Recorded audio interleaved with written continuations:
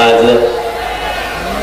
खासदारांपासून आमदारांपर्यंत सगळेच बांधव या पवित्र नारायणगडाच्या कुशीत येऊन तुम्ही तुमचं मोठेपण सिद्ध केलं त्याबद्दल तुमचं सगळ्यात अगोदर धन्यवाद.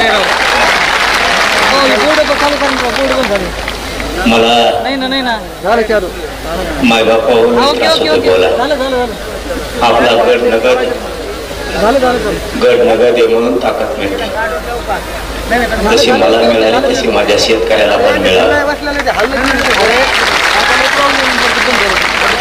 वेदना शरीरातले त्रास आहे. मी तुम्हाला ही गोष्ट सांगितली होती, आठवत असलीत बघा.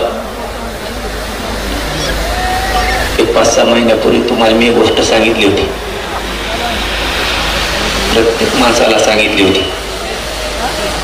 की मी थोड्या दिवसाचा पाहुणा आहे.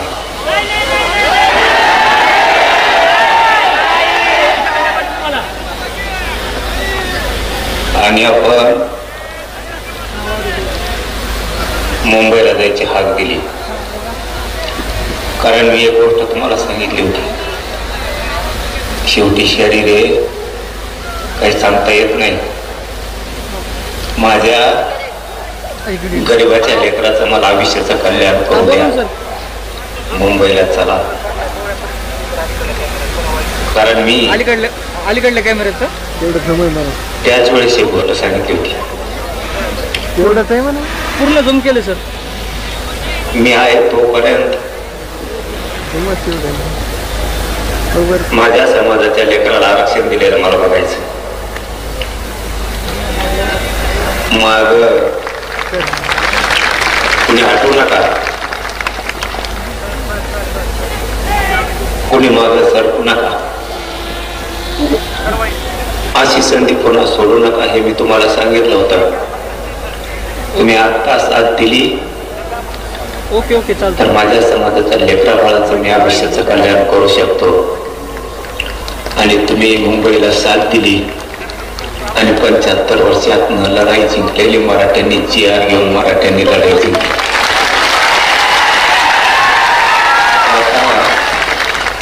आता मला चिंता नाही.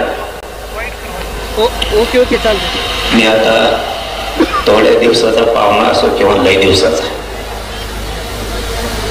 मला त्याची चिंता राहिली नाही आता.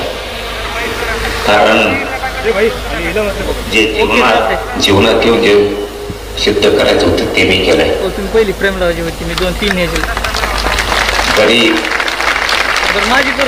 माझी करतो. गरीब मराठा समाज खूप होरपळत होता. तो होरपळताना बघवत नव्हता. मी कधी ओके ओके करतो नाटक केलं नाही. मी कधी समाजाला खोटं बोललो नाही. हा ओके चालतंय. ते गोष्ट कधी एखाद्या वेळेस 1-2 पावलं माग पुढे सरकवलं असं. ओके चालतं. एखाद्या अगदी चूक झाली पण असं. ओके चालतंय.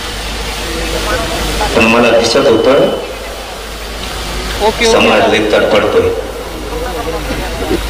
लेकीवाडी पोरं बाळ जर मोठे करायचे असले तर शेती बरोबर त्याला अडचणीचा आधार देणं गरजेचं.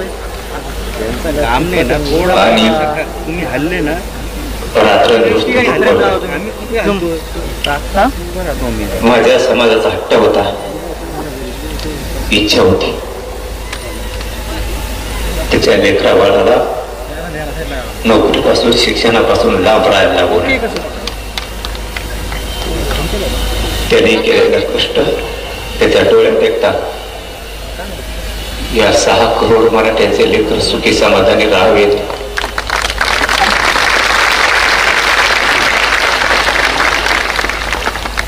कधी शांत बसलो नाही. पूर्ण आयुष्य झिजवलं.